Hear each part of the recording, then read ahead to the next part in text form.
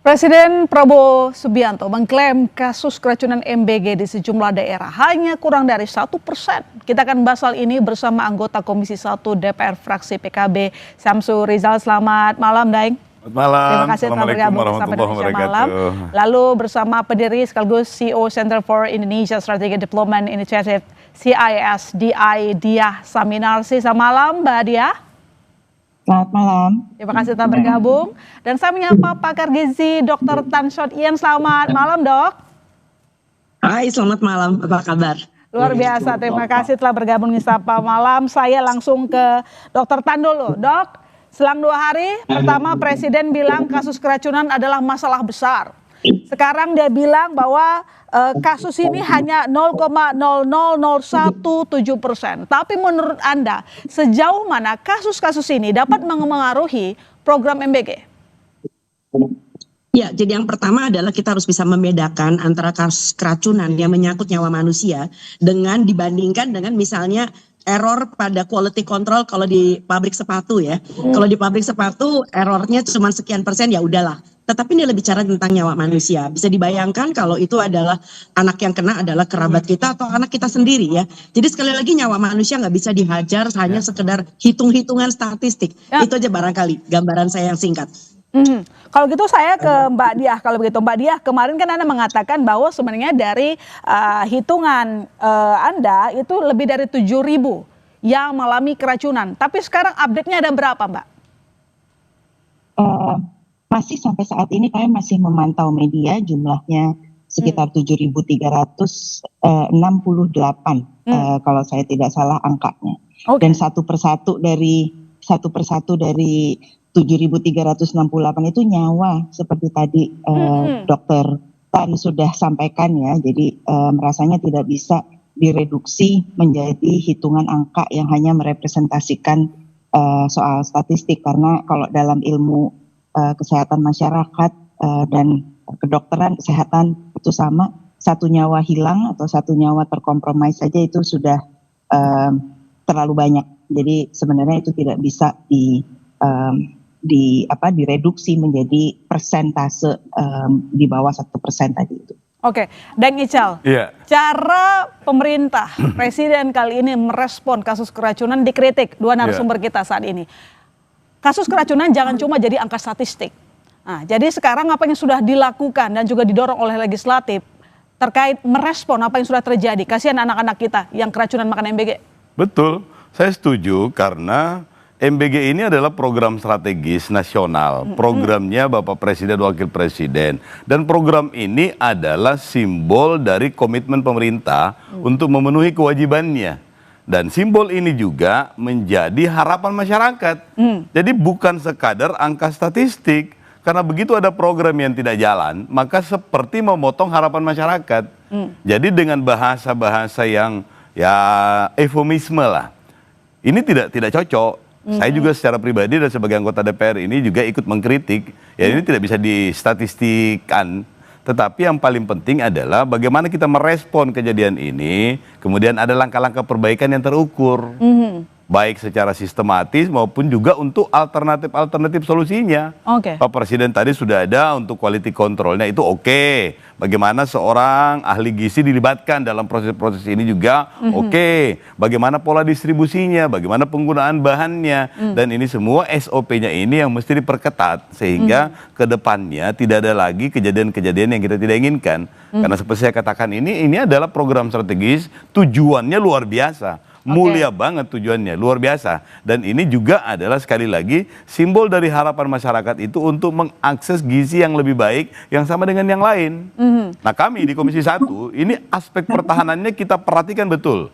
Bagaimana supaya 5-10 tahun ke depan anak-anak kita itu sudah terpenuhi gizinya, bukan hanya sekadar 1000 golden age-nya, tetapi mereka juga punya kesamaan sikap di bawah karena makanannya relatif sama sehingga ada rasa percaya diri yang timbul. Jadi ini bukan hanya sekadar angka-angka statistik, bukan hanya sekadar yang formalistik yang kelihatan, tetapi di balik ini banyak harapan kita supaya masyarakat itu menjadi lebih pede, menjadi lebih senasib sepenanggungan, menjadi aksesnya itu menjadi lebih sama, sehingga ke depannya pertahanan kita sebagai pertahanan semesta itu, masyarakat kita nggak ada lagi yang stunting, dan kualitas sumber daya manusia itu bisa menjadi lebih baik. Oke, sebentar. Ini program memang prioritas dari Presiden, tapi sayangnya kasus keracunan kan nggak sekali dua kali saja terjadi. Yang kemarin gongnya di Bandung, ada banyak lah gitu, banyak sekali. Nah, jadi tadi Anda mengatakan bahwa memang sudah disampaikan oleh Presiden nanti akan ada melibatkan ahli gizi, kemudian mungkin nanti di dapur MBG lebih ketat. Masalahnya kenapa kok bentuknya sepertinya reaktif ya? Koreksinya terjadi setelah ada korban. Awal-awalnya emang DPR juga tidak, maksudnya memaksa begitu regulator supaya lebih hati-hati menjalankan program ini. Betul, setuju. Dan ini program termasuk dalam program yang boleh dibilang learning by doing lah. Jalan dulu, yang penting semua punya akses, nanti kita perbaiki lagi terus. Trial and error dong untuk anak-anak. Ya, itu menjadi salah satu resiko karena belum dipersiapkan dengan maksimal. Dan itu kelihatan betul bahwa baru 30 juta penerima itu pun juga masih klaim dari sekitar 70 jutaan. Berarti ini juga sambil jalan diperbaiki terus. Ya, jangan sampai cuma ngejar kuantitas maksudnya. Betul, gitu. Itu maksudnya. Oleh karena itu alternatif berikutnya itu adalah mesti ada juga diversifikasi caranya. Bukan hanya mungkin makanan jadi. Di beberapa tempat seperti di daerah perkotaan, itu berbeda dengan di daerah pinggiran, di daerah pedesaan, di pulau-pulau. Mereka luar biasa apresiasi. Tetapi di daerah perkotaan, ada orang tua yang bilang, jangan, anak saya jangan dikasih makan. Ya nggak apa-apa. Kalau memang nggak cocok, di daerah perkotaan tolong ditinjau lah. Sehingga nanti ke depannya pelaksanaan ini betul-betul bisa diterima dengan baik oleh masyarakat. Baik. Mbak Dia, ini kan kalau kita lihat nanti melibatkan ahli gizi, kemudian juga harus lulus memiliki sertifikat layak higienis sanitasi, SLHS, baru sekarang diimplementasikan. Apakah ini sudah jadi solusi? Nanti dijawab Sapa Indonesia Malam. Masih akan segera kembali, saudara.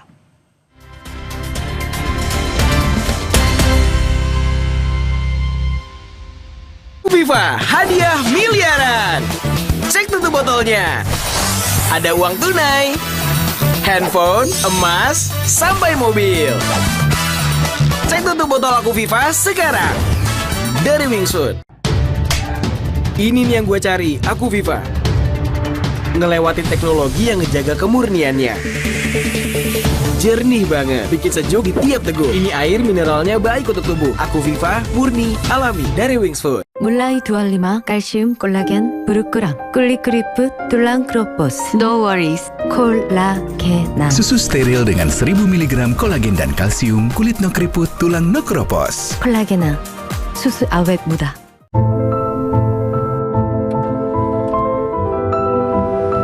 Every mile is a collection of new discoveries. Suzuki Fronx, marvelous at every mile. Tiap orang punya semangatnya masing-masing untuk memberikan yang terbaik. Terima kasih untuk kamu yang tidak bercerita, tapi selalu semangat 100%. Kopi Kapal Api, jelas lebih enak. Mulai 25 kalsium 콜라겐 부르크랑 꿀리크리프 툴랑 크로포스 No worries 콜라겐 Susu steril dengan 1000 mg kolagen dan kalsium, kulit no keriput, tulang no keropos. 콜라겐 susu awet muda. Tiap orang punya semangatnya masing-masing untuk memberikan yang terbaik. Terima kasih untuk kamu yang tidak bercerita, tapi selalu semangat 100%. Kopi Kapal Api, jelas lebih enak. Mulai 25 kalsium 콜라겐 부르크랑 꿀리크리프 툴랑 크로포스 No worries 콜라겐 Susu steril dengan 1000 mg kolagen dan kalsium, kulit no keriput, tulang no keropos. 콜라겐 susu awet muda.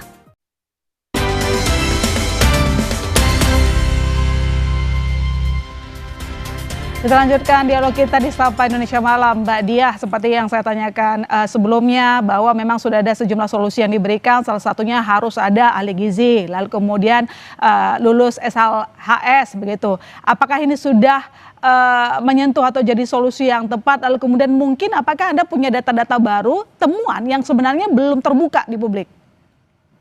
Iya, jadi pertama mungkin dalam siaran persis di semingguan yang lalu ya, waktu ini mulai naik ke permukaan kasus ini, sebenarnya kan ini bukan baru pertama kali, kita selama ini sejak setidaknya bulan Maret April itu sudah mulai mendengar ada keracunan ya. Jumlahnya memang tidak banyak, tapi sekali lagi pada waktu itu pun Dr. Tan maupun saya juga sudah menyuarakan bahwa satu aja sudah terlalu banyak, apalagi sekarang. Nah, seminggu belakangan itu akumulasinya makin mengerikan, jadi sekitar 5.600 waktu itu kami melakukan monitoring lewat media, dan kemudian tadi di Kabupaten Bandung Barat itu sekitar 1.300 sehingga jumlahnya tuh menjadi di atas 7.000 orang jumlah korban keracunan. Nah, begitu itu diangkat dalam jumlah yang sudah ribuan, kami menyampaikan bahwa seperti biasanya dalam prinsip-prinsip public health atau kesehatan masyarakat, kalau ada jumlah kasus yang bisa terpantau ke permukaan, ke publik, biasanya itu adalah pucuk gunung es. Jadi kami menyampaikan kekhawatiran bahwa ini potensi bahwa kasus-kasus tersebut, korban-korban ini adalah pucuk gunung es.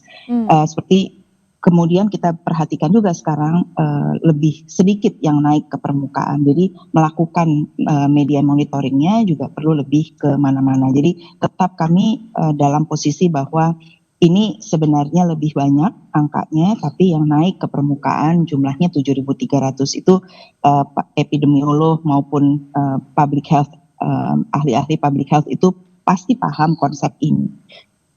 Karena itu hanya menunjukkan berapa yang ke permukaan. Nah, sekarang pertanyaannya bagaimana penyelesaiannya? Apakah SLHS itu cukup? Apakah SOP ini cukup? Ada dua tahapannya, ada tahap operasional, ada tingkatan operasional, ada tingkatan kebijakan. Yang kami harapkan sekarang adalah tingkatan kebijakan di mana dijelaskan khusus atau secara mendetail juga apa-apa indikator-indikator apa yang harusnya ada. Jadi perencanaan, lokasinya mau menentukan di mana dulu berdasarkan kriteria, apakah mau di 3T dulu atau mau diambil percontohan beberapa lokasi-lokasi yang 3T, yang tidak 3T, yang semi urban dengan perkotaan. Mbak Diah, maaf saya potong. Jadi artinya kalau berdasarkan penjelasan Anda, program MBG ini dievaluasi dulu begitu, baru dijalankan lagi. Ya, jadi kami mendorong agar program ini dihentikan sementara sampai keluar level kebijakan aturan di tingkat kebijakan atau perpres yang mengatur semua hal yang penting-penting supaya tidak ada lagi korban. Pertama, kalau kita berangkat dari jumlah korban sekarang, dan apa-apa saja yang harus dikerjakan. SLHS adalah konsekuensi logis dari apa-apa saja yang harus disiapkan, mekanisme apa yang harus ada. SLHS itu konsekuensi logisnya, bentuk bendanya. Tapi apa yang harus ada di tingkat kebijakan harus dibunyikan dulu di tingkat perpres, baru kemudian bisa diturunkan ke level operasional. Menurut kami begitu. Oke, baik, saya ke Dr. Tan.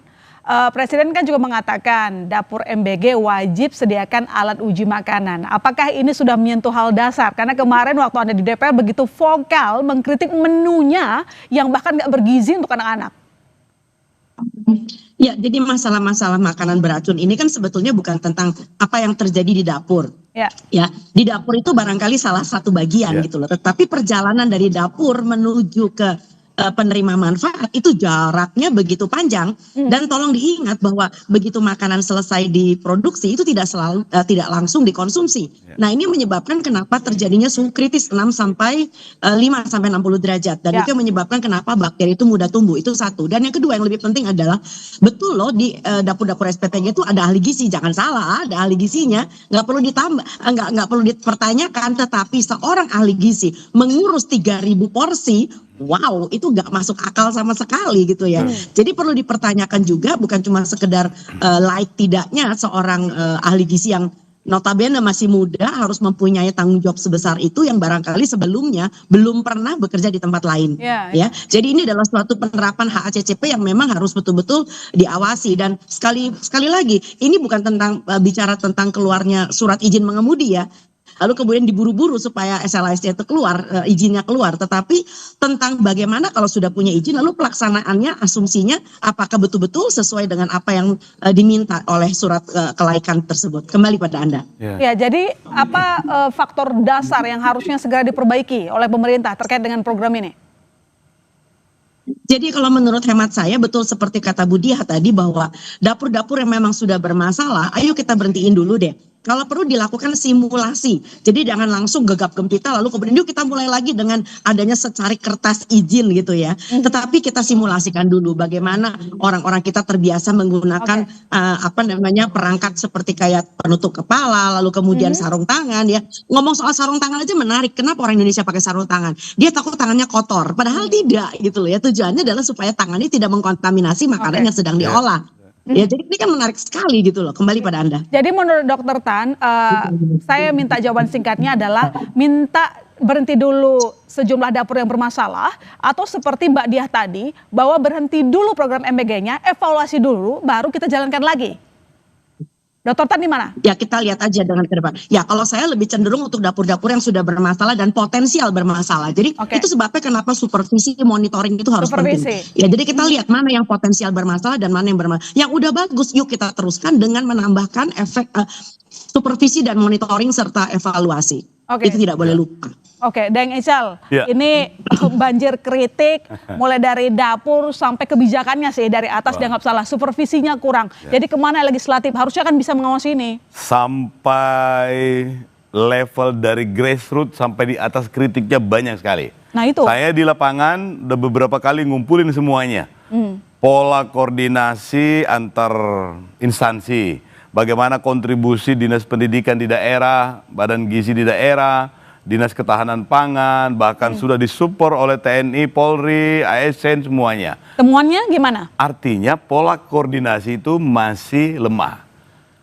Tidak ada koordinasi. Ada koordinasi, tetapi kan koordinasi kalau tanpa didukung oleh SOP yang pas, yang cocok, maka pasti akan lambat. Dan kalau ada kejadian-kejadian seperti ini, maka dinas kesehatan agak lambat responnya pasti, karena tidak memiliki SOP. Jadi kejadian ini menjadi pelajaran sehingga SOP antar kementerian, antar kabupaten kota, OPD di kabupaten kota dan di provinsi itu mesti sudah ada SOP-nya. Dan ini yang kita minta supaya SPPG-nya itu juga melakukan koordinasi yang lebih detail. Sudah ada siapa melakukan apa, khusus untuk pelaksanaannya ini. Dan saya setuju kalau Dokter Tan dengan Mbak Diah tadi itu ada saran-saran perbaikan itu, tetapi lebih sektoral. Jadi Dokter Tan menyarankan tadi itu, ya paling tidak itu ditinjau kembali dapurnya. Apa benar ini hanya human error? Apa benar karena sarung tangan sehingga lebih cepat tumbuh bakteri dan lain-lain?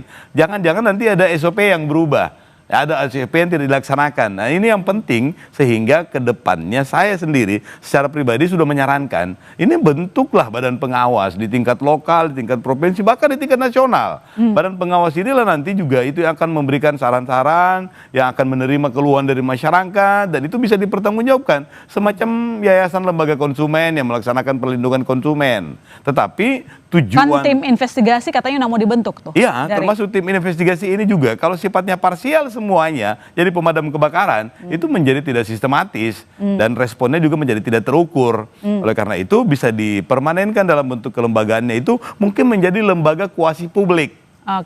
Perwakilan publik yang ada di situ, semacam komisioner itu yang mungkin profesional secara dibentuk seleksinya, sehingga kita berharap rekomendasi-rekomendasinya itu menjadi lebih terukur dan menjadi lebih sustain. Nah, itu yang kita butuhkan. Kenapa? Karena tujuan program ini sangat bagus dan semua orang pasti mendukung kalau tahu tujuannya. Ya, programnya bagus, dananya juga besar soalnya. Tahun 2026 juga anggarannya gede banget gitu kan. Gede. Baik, saya ke Mbak Diah. Mbak Diah, dari total 9.000-an SPPG, puluhan itu bermasalah. Mungkin sekitar 79 dapur. Tapi apakah Anda memiliki data yang lain, apakah melebihi itu misalnya? Bermasalahnya juga apakah hanya dilihat dari keracunan atau tidak. Kepatuhan, kalau tadi Dokter Tan bicara bahwa ada prosedur untuk memproduksi, dari rantai produksinya jelas, dari mulai makanan saya dimasak hingga makanan dikirim. Apakah betul ada SOP yang sudah benar tentang itu? Ini masalah SOP kita bisa bilang dengan apa ya, dengan cukup ringan gitu. Ya ikutin aja SOP. Tapi SOP itu juga harus mengacu kepada hal tertentu kan. Makanya yang didorong oleh CISBI adalah aturan besarnya. Karena kalau kita kayak di kantor lah ada peraturan ada peraturan perusahaannya lalu kemudian diterjemahkan kepada SOP. Nah, sekarang apa nih yang bisa kita pakai untuk dia ekuivalen dengan peraturan tersebut yang kita biasa hadapi sehari-hari sehingga SOP-nya pun seragam. Semua di seluruh SPPG mempunyai SOP yang seragam. Kalau menurut saya akan sulit menjawab pertanyaan seperti tadi, Mbak, karena kriteria monitoringnya juga belum ditetapkan. Apa yang mau dimonitor dari setiap pos rantai produksi tersebut? Kriterianya juga harus ada. Karena itu yang akan berhubungan dengan penilaian kelayakan terhadap SPPG tersebut gitu kepada 1 atau 10 atau 1000 SPPG. Kan itu akan berhubungan dengan indikator-indikator yang sudah ditetapkan sebelumnya. Dr. Tan, tahun depan program MBG dipastikan mendapatkan anggaran dana yang fantastis, sangat jumbo peningkatannya begitu. Harapan kita jangan sampai terjadi hal-hal seperti saat ini. Jadi, apa langkah komprehensif yang harus dilakukan? Dan kalau tidak dilakukan, bagaimana nanti kelanjutan pelaksanaan MBG?